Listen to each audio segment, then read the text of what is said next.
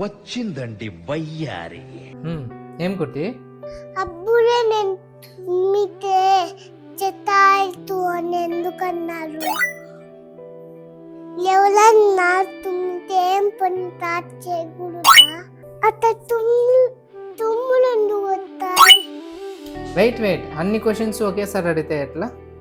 నేను చెప్తా ఉండు. ఫస్ట్ అసలు స్నీజెస్ ఎందుకు వస్తాయో తెలుసుకుందాం.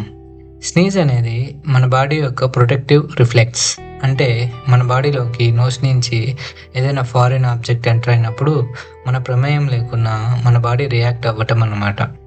మన నోస్లో ఇన్నర్ లైనింగ్ పైన చాలా సెన్సిటివ్ నర్వ్ ఎండింగ్స్ ఉంటాయి. ఎప్పుడైతే నోస్ ఇరిటెంట్స్ అంటే డస్ట్, స్మోక్, పోలెన్, ఏదైనా స్ట్రాంగ్ స్మెల్, కోల్డ్ ఎయిర్ లేదా జెమ్స్ లాంటివి నోస్లోకి ఎంటర్ అయినప్పుడు ఈ నర్వ్ ఎండింగ్స్ మన బాడీలోకి ఏదో ఎంటర్ అవుతుంది అని బ్రెయిన్కి డేంజర్ సిగ్నల్ సెండ్ చేస్తాయి. వెంటనే మన బ్రెయిన్ ఆ ఇరిటెంట్ని ఎలాగైనా బాడీ నుంచి రిమూవ్ చేయాలి అని డిసైడ్ అయ్యి బ్రెయిన్లో ఉన్న స్నీజ్ సెంటర్ అనే స్పెషల్ కంట్రోల్ ఏరియాని యాక్టివ్ చేస్తుంది. స్నీజ్ సెంటర్ చెస్ట్ని, లంగ్ డయాఫ్రమ్ని, థ్రాట్ని, నోస్ అండ్ ఐస్ని కోఆర్డినేట్ చేసి వితిన్ మిల్లీ సెకండ్స్లో స్నీజ్ వచ్చేలా చేస్తుంది. స్నీజ్ వచ్చేటప్పుడు మన లంగ్స్ నుంచి అప్ టు 160 km/h స్పీడ్తో ఎయిర్ వచ్చి నోస్ నుంచి సమ్టైమ్స్ మౌత్ నుంచి కూడా ఫోర్స్ఫుల్గా ఎయిర్ బయటకు వచ్చి నోస్ క్లియర్ అవుతుంది. ఇప్పుడు ఎవరైనా తుమ్మితే శతాయుషు ఆర్ గాడ్ బ్లెస్ అని ఎందుకు అంటారో తెలుసుకుందాం. ఇప్పుడైతే టెక్నాలజీ ఉండటం వల్ల స్నీజ్ ఎప్పుడు వస్తుందో అండ్ ఎందుకు వస్తుందో, అప్పుడు బాడీలో ఏం జరుగుతుందో తెలుసు.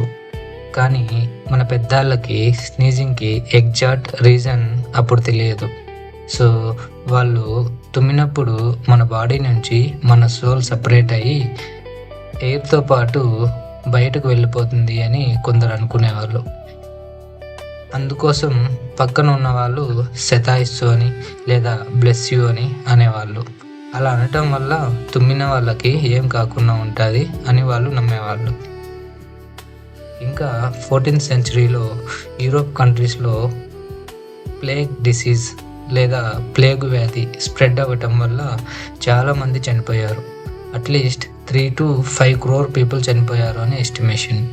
అందుకే దాన్ని బ్లాక్ డెత్ అని కూడా అంటారు. ఇప్పుడు ప్లేగ్ డిసీజ్ గురించి ఎందుకు చెప్తున్నానంటే స్నీజ్ అనేది one of the symptoms of this plague disease. So అప్పుడు జనాలు ఎవరైనా తుమ్మితే వీడికి ప్లేగ్ డిసీజ్ వచ్చింది, ఇంకా వీని దేవుడే కాపాడాలి అని గాడ్ బ్లెస్ యూ అనేవాళ్ళు.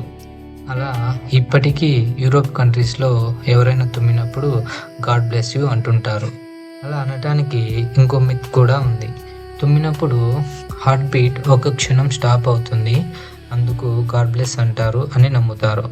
బట్ ఇది నిజం కాదు. తుమ్మినప్పుడు హార్ట్ బీట్ స్టాప్ అవ్వదు. ఇలా all over the world reason ఏదైనప్పటికీ ఎవరైనా తుమ్మినప్పుడు పక్కనున్న వాళ్ళు శతాయుషు, గాడ్ బ్లెస్, అల్హమ్దులిల్లా, లివ్ వెల్, బ్లెస్ యూ ఇలా డిఫరెంట్గా అంటుంటారు. ఇప్పుడు ఎవరైనా తుమ్మినప్పుడు ఏదైనా వర్క్ స్టార్ట్ చేయొచ్చో లేదో తెలుసుకున్నాం. మన పెద్దవాళ్ళు ఏదైనా వర్క్ స్టార్ట్ చేసే ముందు ఎవరైనా తుమ్మితే కాసేపు ఆగి తర్వాత వర్క్ స్టార్ట్ చేసేవాళ్ళు.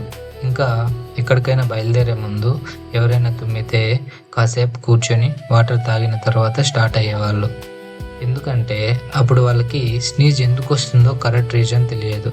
సో వాళ్ళు దాన్ని చెడు శకునంగా అనుకొని కాసేపు ఆగి వర్క్ స్టార్ట్ చేయడం లేదా కాసేపు కూర్చొని బయలుదేరటం చేసేవాళ్ళు.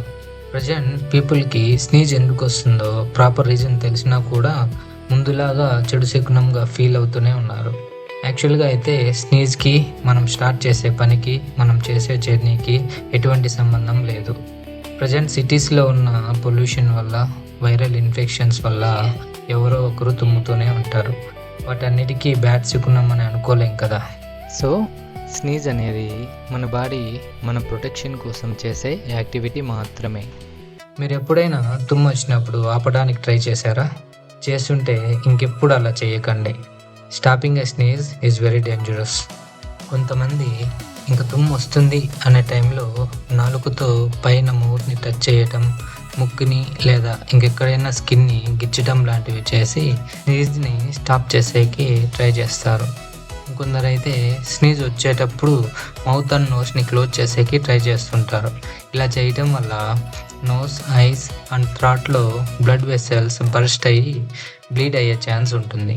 ఇంకా ఇయర్ డ్రమ్ కూడా ర్యాప్చర్ అయ్యి హియరింగ్ ఇష్యూస్ వచ్చే ఛాన్స్ ఉంటుంది. నాన్న వెయిట్, నేను ఐస్ ఓపెన్ చేసుకొని తుమ్మి ట్రై చేస్తా. ట్రై చేయి. ఐస్ ఓపెన్ చేసి తుమ్మితే ఏమవుతుందో మీకు తెలిస్తే కామెంట్ చేయండి.